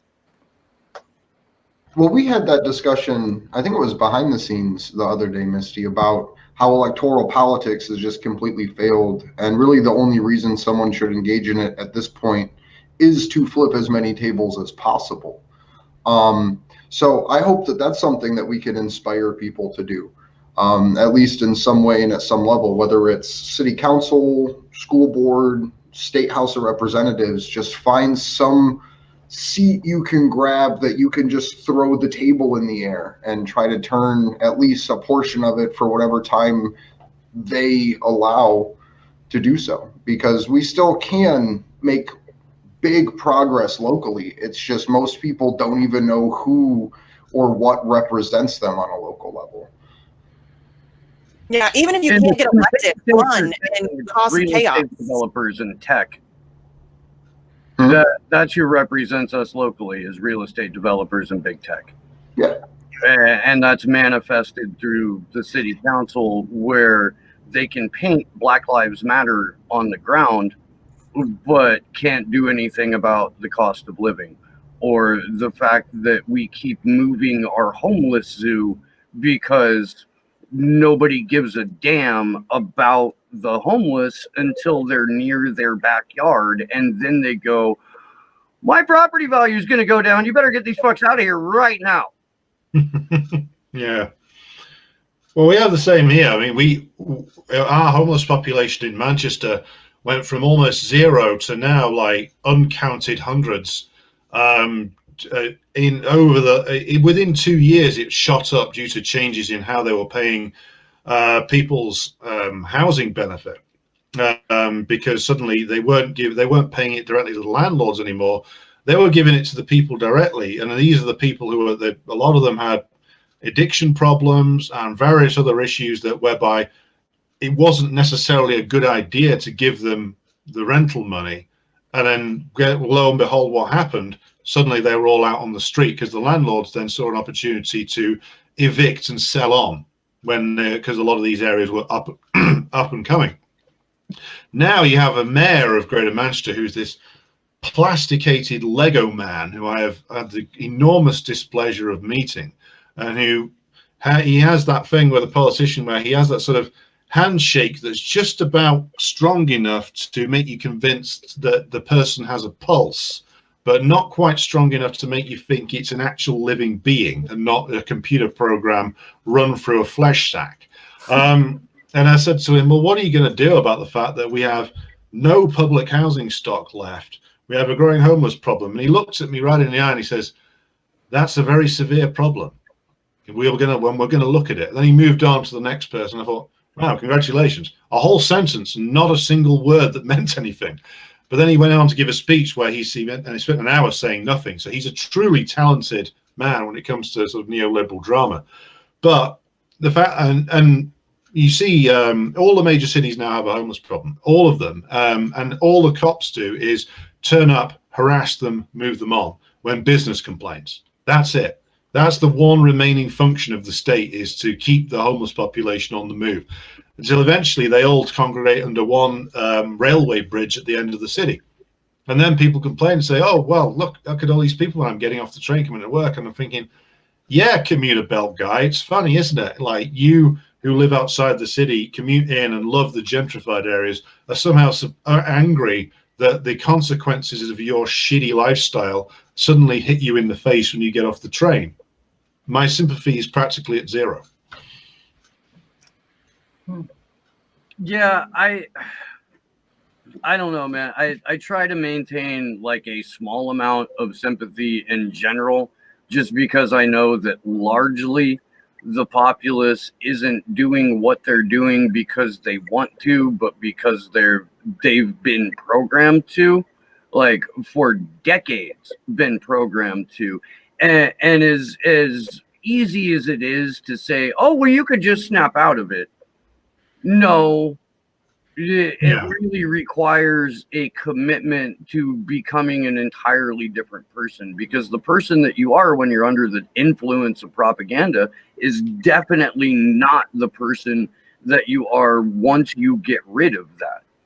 You know, I think it's also scary for people to take on the fact that your entire existence has been a lie. Everything you've ever been told about all of these things is bullshit. That's a lot for somebody to face. I think that's a really terrifying concept to, really examine everything and realize that it's all bullshit. The easiest way, I think, to describe it in terms that people would be able to understand readily is it's basically like quitting booze or quitting some form of drug, to where the person that you were is the person that you were while you were on XYZ, not the person who you are, not what your actuated potentiality can be, but what you were when you were under the influence of this particular substance. And quitting ain't easy. It's not. Like, it takes a lot of shit before you can be like, okay, I'm going to put this down forever now. Well, and it's also difficult to quit when it's in your face 24 hours a day. I mean, every doctor's office you walk into, every airport you walk into, CNN and Fox News are plastered everywhere. I mean, you're getting bombarded by propaganda from all angles. I mean, advertisements, TV, stuff you hear on the radio, movies, all of it is propaganda. And so it's really difficult to, separate yourself from that and really look into what is reality and keep yourself from being influenced by all of those, areas of propaganda that are being tossed your way every day. I think a big part of it is how you view the world, like the perspective you put on the things that you see.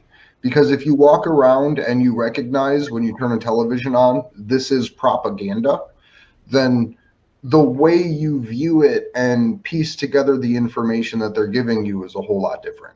Because, like, you look at any kind of pop culture show, and if you choose to watch it as just entertainment, then it's funny. If you choose to watch it as a form of propaganda, you can see everything that they're trying to feed into you. So I think that's how it starts, is just trying to identify what they're trying to sell to you almost. Oh yeah, my loathing for Communibelt guys is just because I used to work with far too many of them. It's far too many men who you know, keep their own lawn clean and would shoot anybody who would tread on it. But that's just the unique awfulness of the English middle class, and it's one of our many gifts to the world, along with cricket, inferior quality beer, and very awful late night talk show hosts, which we mainly give to you. You're welcome. Yeah, thanks very much for that. Yeah, but I think that, I mean, I get frustrated in dealing with those people too. Like, it's really frustrating to deal with people who don't even understand the most basic realities of what we're dealing with. Like, there are still people who think that, you know, Barack Obama's a good guy. And it's incredibly frustrating to deal with. So I totally, you know, understand getting mad at these people. And, you know, I try to remain patient, but I'm not usually very good at that.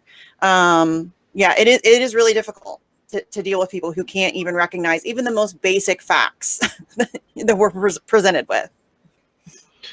Well, one of the things I like to say to people is that if somebody is presented by those in power as a savior for you, then that's normally a fraud.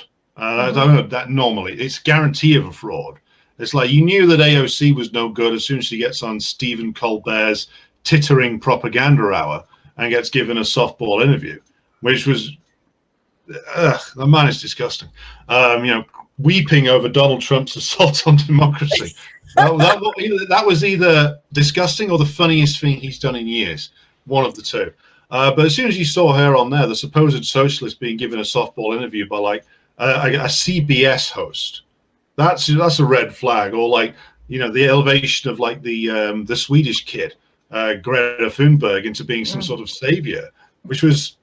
Then you find out she's got a stage mother and a banker father or something, and like the whole thing is just a creation. Not only that, but her parents were both environmental activists going back to the 70s, and that Facebook post that introduced the world to Greta had been set up at least a week in advance. Her parents had talked her into this one-person protest so that she could show the world the difference one person could make.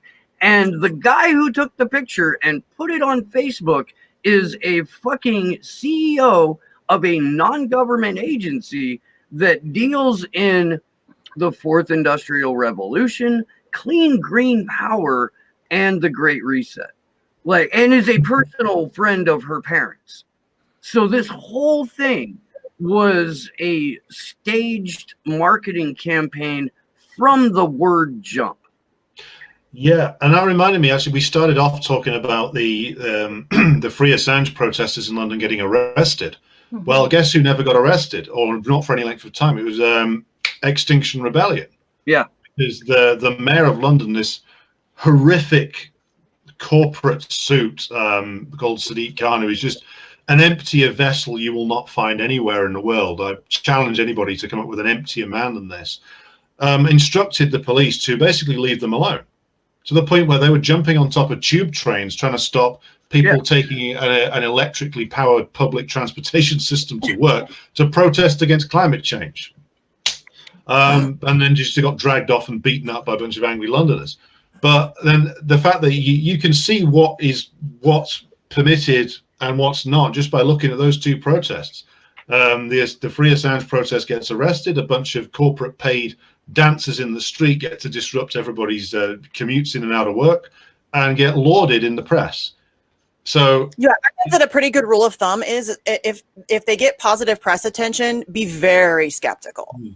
Yeah, and also one of the things I'm glad actually it is coming more into the light is the role of the NGO industrial complex in legitimizing the current system, because that's something that I remember even just 15 years ago, nobody really was talking about at all. And then these days it's becoming more and more obvious just what that's there to do.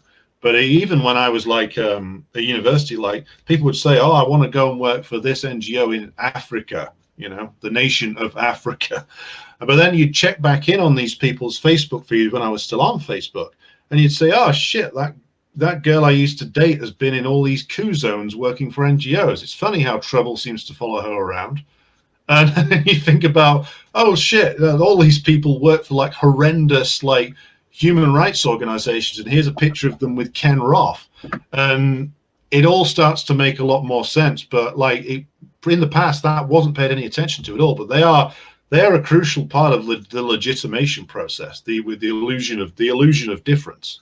If you'd like to find out more about the NGO industrial complex, tune into Slow News Day tomorrow at 10 a.m. Pacific, 1 p.m. Eastern, because Corey Morningstar will be on the program. Brains will be broken. Yes. That's an excellent plugmanship there, Steve. That was really good, I Steve. fucked it up Nice. too. I did. God damn it. I'm. We'll fix it in post-production, Steve. Don't worry. No, we won't. No, we won't. We'll fix it in post. Yeah, I ain't got time for that shit. But yeah, I This think is it's a a- good rule of thumb to be skeptical of everybody, but definitely people who are getting positive press attention. I mean, when you have AOC, you know, on the cover of Vogue and Rolling Stone and whatever the hell else. Bear.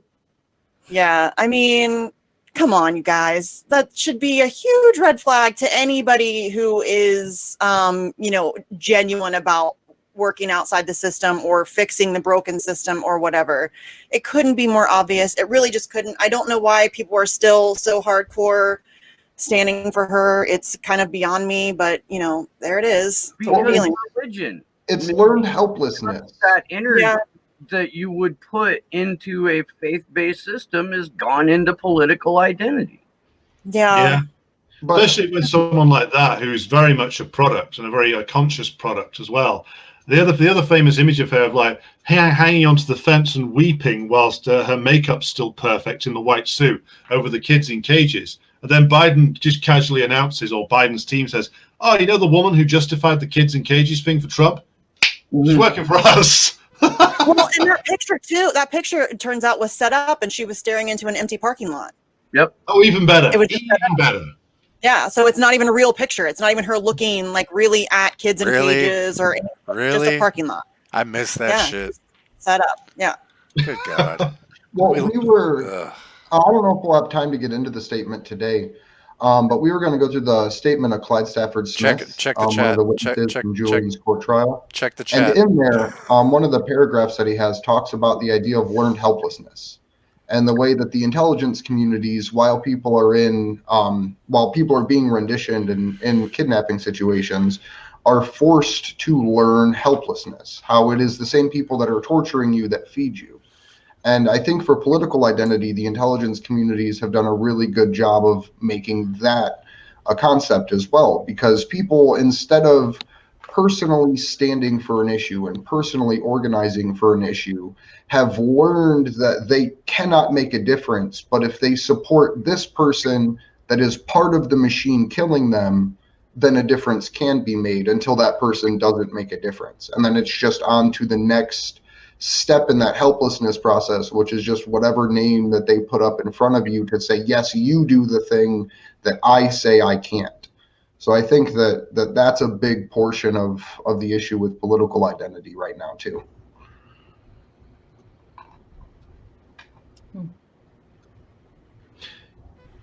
Dead There. air. Josh's gonna yell. I just did. I did it first. Yes. Yeah, You've but I got- think that that's probably accurate. I think that a lot of people think that they want somebody to save them. They want a hero. They want, this person that they can put all their problems on. And, people don't want to do the work a lot of the time. I think, actually changing our system is daunting. Like that's some heavy shit to deal with. And people don't want to do the work. They want to just be able to elect, to go vote and, push the button one time and then everything will be good again. It's so much easier than actually realizing that it's going to take a mass movement of concerted effort to do anything, to make anything better. It's so much easier to think that, oh, I'll just go vote for Bernie Sanders and things will be great again, you know, despite the fact that he has a horrible record and isn't really on your side. You know, and people will convince themselves that these people really care about them, that AOC is really, you know, working for you, that Bernie Sanders really gives a shit about you and your revolution. They don't. They do not. They are very Donald Trump is really fighting the deep state, or right. you know, like while appointing John Bolton and while having Elliot Abrams run the global South or South America. You know, it's not. I don't know if it's learned helplessness, but it's a mass delusion. Well, I think you have people, right, with being able to accept two competing thoughts in their heads yet at the same time. You know, I'm absolutely powerless, but yet I'm the most important thing in the world. Nothing matters more. I can do whatever I want. I just have to dream big. I just have to think positive thoughts, you know, and everything's going to be fine. And I think that, like, when you have, I've been really wondering about it, like what that does to the psyche. You know, it can't be, I mean, you almost must develop some type of, you know, kind of like almost a mental illness or something from this constant propaganda. And then also you're being told, you know, that the system's so great and you just vote here and you do this, you know, but then around you see things not working that way. And I think that people then think, oh, well, there must be something wrong with me.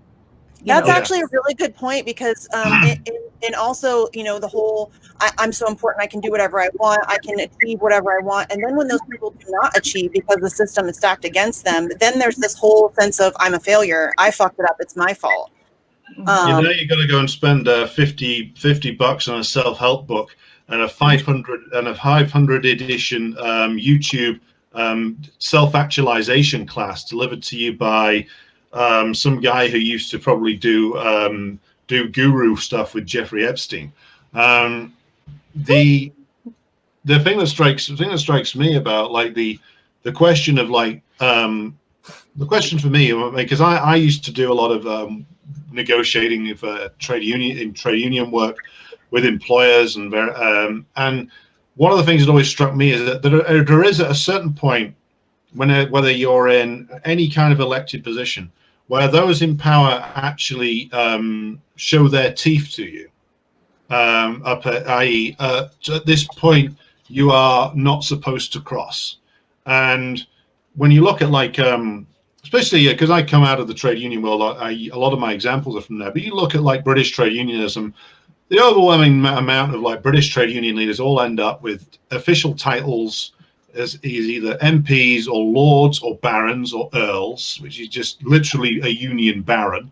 The one who never did was the old miners' union leader, a guy called Arthur Scargill, who, for whatever the flaws in that man's politics, the thing he did, which the British ruling class had to break him for, was that he dared to actually take seriously the wishes and desires of his members, which is something that they cannot allow, because the British ruling class will incorporate almost anybody into their structure. The trade unions got incorporated very early on, in fact, as early as probably the 1860s, and certainly from the 1900s when the Labour Party was formed. They were part of the machine that could be relied upon to then discipline the workers rather than represent them. Scargill dared to do the opposite, which is when the Labour government threatened to close pits down and ruin communities, which are still ruined 40 years later. He actually led the men in a revolt against his own union leaders and started winning. And then of course they elected him as leader, and then you get the 84 to 85 miners' strike. Now, that wasn't lost because the government was vicious, or Maggie Thatcher was a bastard, or even that Neil Kinnock, the guy who Joe Biden plagiarized, was a treacherous snake who should have been nailed to a tree a long time ago. It was that the other unions all abandoned them because they'd reached the point where it was either the government was going to fall or the miners were going to fall. And then everybody had to make a choice. And the choice of the union hierarchies was, oh, fuck no, we're going to preserve our role as the managers of industrial conflict, as the managers of the working class on behalf of the ruling class. We're not going to go down the road that Scargill guy, where he's dared to back his own members, because everybody forgets in this country, the 84 to 85 miners' strike is one of the most misrepresented things in our history. That's why I talk about it so much. But it was started by the miners themselves. Their union leaders were gripped with indecision when the government basically said, we're going to fuck your industry, fuck your communities, and empty out all wealth from your areas. So you literally can never rise again. We will salt the earth to get revenge on you for humiliating us the last time around. And it was the men themselves in Scotland and Yorkshire and Wales who all just said, no, fuck off, we're walking out against the officials. And that Scargill went with them is the reason why he is still reviled and lived out the rest of his life. He was even reviled long after he'd lost office. And that's the point where what I mean about the system shows you its teeth, because he reached that point where it's like, okay, you've gone too far, get back in line, do your job, shut up, or we will make sure that you are ruined, which is the point that Julian Assange reached. It's the point that Chelsea Manning reached, which is we will allow a free press to say very unimportant things. Occasionally, we'll throw some clueless junior minister or hack or priest or whoever to the wolves and let them take the blame for something which is much bigger. But you start actually revealing the bullshit, all of the bullshit, not just some party or another's bullshit, then you are putting in danger the very real and significant profits and interests of the system, and therefore we will imprison you and break you to the point where we will never let you out again, because the British ruling class's first move is always to incorporate. That's the thing they do first. It's the thing they did with all the anti-colonial leaders in Africa and India and Pakistan and Bangladesh. They'll try and get rid of you just by locking you up. If that doesn't work, well, how about a deal where you get to pretend you run something, but we keep all your oil? And then if that doesn't work, then it's, no, we'll fucking kill you. And that's where most people bulk and take the deal. And it's to Julian Assange and Chelsea Manning's great credit that neither of them took that deal, which I'm sure was offered to both of them. And I'm sure is still being offered on multiple occasions by creepy intel guys in Belmarsh prison.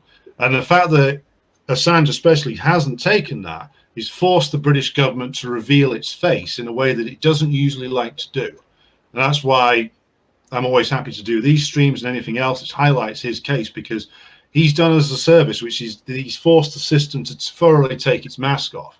And it's not the face of Boris Johnson underneath, it's the sort of grinning, morphed, horrible features of probably something that looks a little bit like Tony Blair, but run through the alien creature and come out the other end. I just got a weird visual. That was exactly my intention. I've been looking at far too many Dali portraits recently. Where's that echo from? I don't know. God damn it. Oh, at any rate, we had a question in chat for you, Alex. What do you think of the National Union of Journalists' recent support for Julian? Too little, too late, to be honest. I mean, National Union of Journalists cut its own nuts off 40 years ago when they refused to back the printers when they were all laid off by Murdoch and the other press barons. They all jumped on board and scabbed on that strike, and they've been useless and worthless to anybody ever since. So it's no surprise that they only moved on Julian Assange's case when they were being kicked around by their own membership that are still decent into doing something. But as an institution, they've completely sacrificed all their power. What power do they have anymore? They watched as everybody else in the British media system, from the printers to the technicians to all their support jobs, got destroyed. And then when the employers came for them, there was nobody left to fight for them. And then suddenly they realize, oh, shit, we better look as if we're doing something. So, yeah, a union comes out and wants to say something. I would say you welcome it. But we have to bear in mind who these people are. These are people who sold out everybody else over the course of half a century in the media industry. It used to be that the printers in this country could stop Murdoch publishing papers by just refusing to print them. That's why he had to break the print unions. Yeah. But the NUJ scabbed on all those strikes, and also is filled with people who are state assets.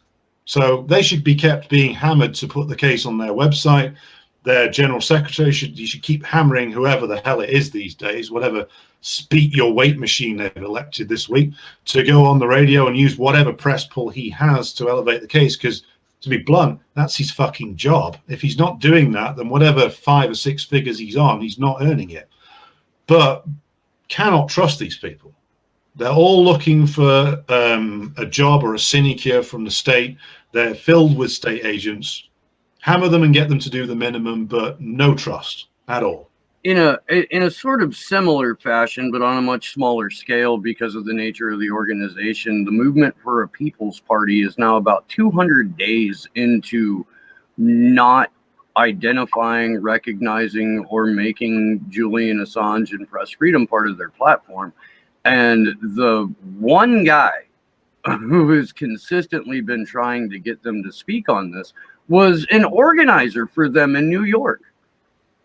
And they have effectively removed him from the Movement for a People's Party because he keeps asking them to speak out for Julian Assange. And there was like 2 days there where, after immense pressure on Twitter, MPP released like a line or two, and a couple of the merry little band of Rose Twitter fucking and Democrat Party also rans who spoke at the convention were bullied into saying a word or two about Julian Assange, but nobody's kept applying pressure to them except for like a handful of people.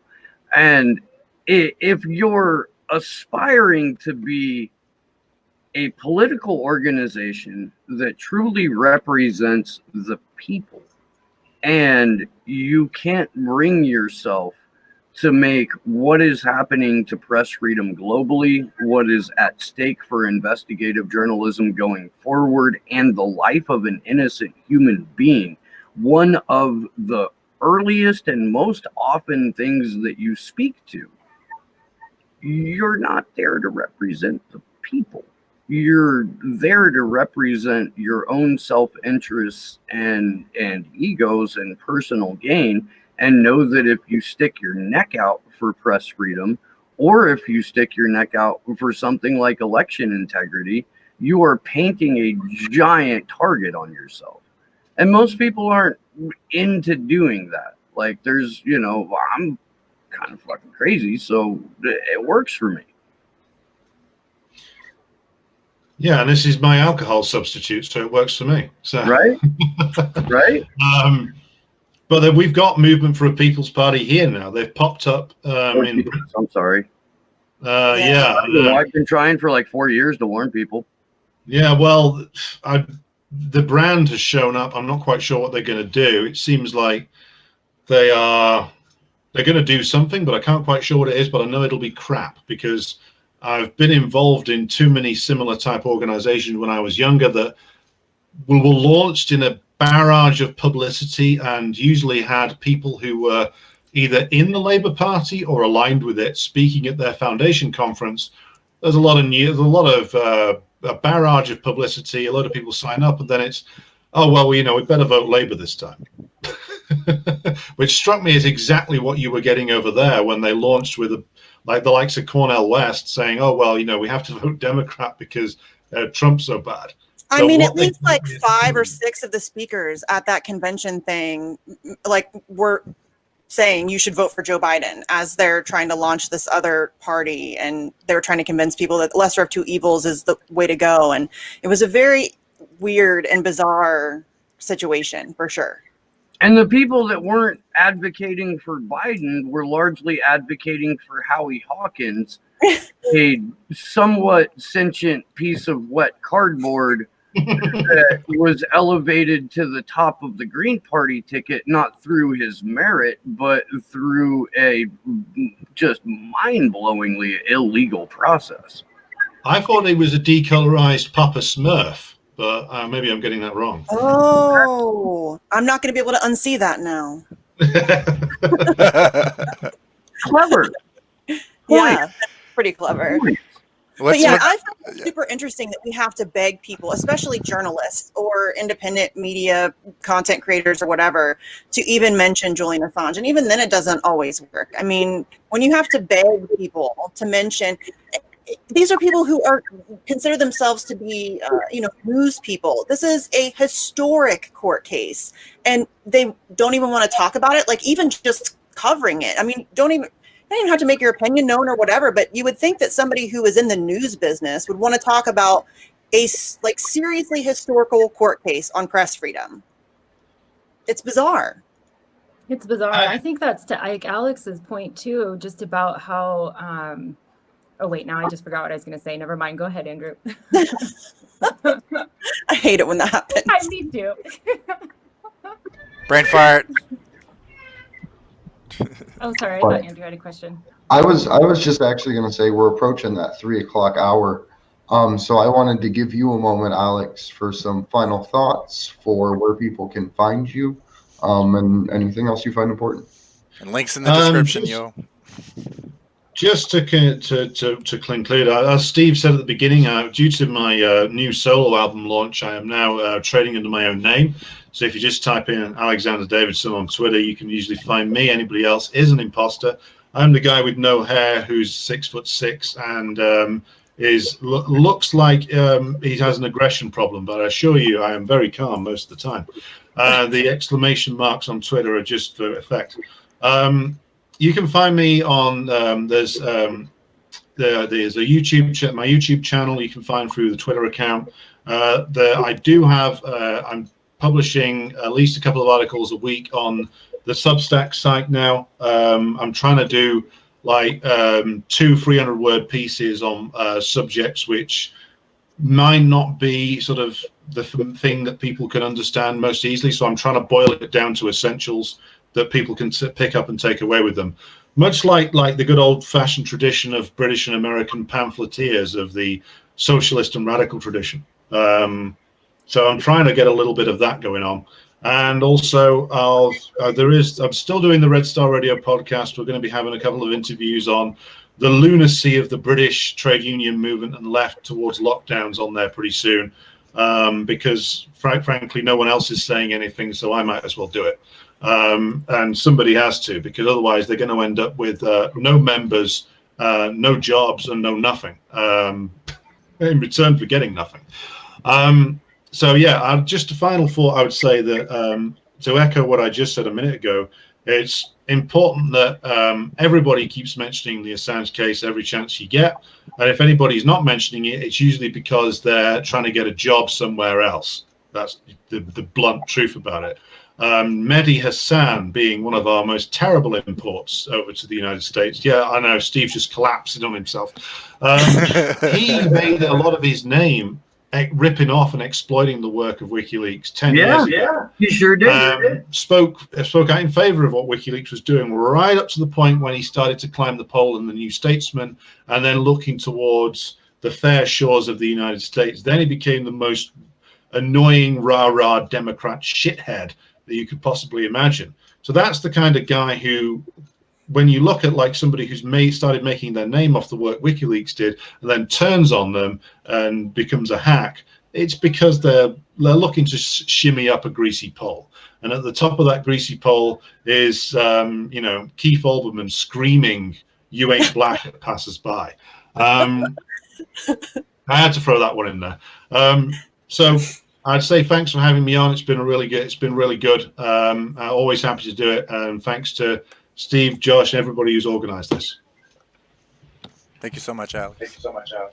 Absolutely, and thank you for joining us. You can find me on Twitter at Andrew Sigmund. You can find us at action_4Assange. If you check out our website, action4assange.com, we do have tons of different call to actions up there that we're asking people to share and get involved in. And I just want to say thank you to all my co-hosts. I'm glad we could get all of us on one show again. Yeah, and sorry, go ahead. And I'm Kendra Christian. I want to say thank you so much to Alex. What a great conversation. And also, you are hilarious. This is very enjoyable. I told you. Thank you to all my co-hosts. This is great to all be together. That's really, it's rare that happens. So that's great. Thank you, Josh, Kimber.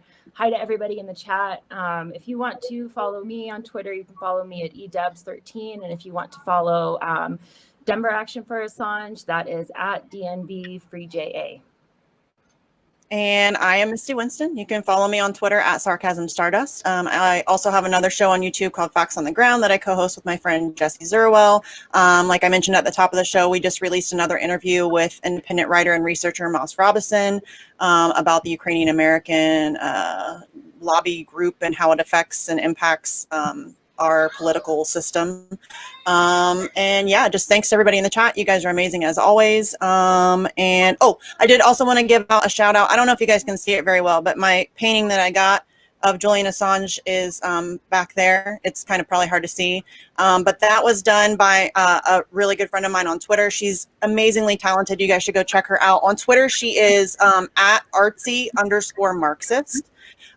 So go check out her Twitter page. She has a link to her art. I think she has like a pixel site or something where she sells her art, and prints of that painting are actually available if anybody's interested.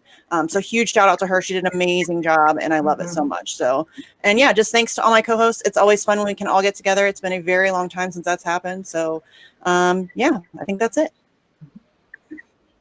My name's Steve Poikin, and I host a show called Slow News Day, which will hopefully be live streaming on the Rockfin tomorrow. We're trying to sort that out right now. If not, you can catch us on DLive and YouTube by typing in Slow News Day Podcast into your search bar. I will be live with Corey Morningstar tomorrow during the day.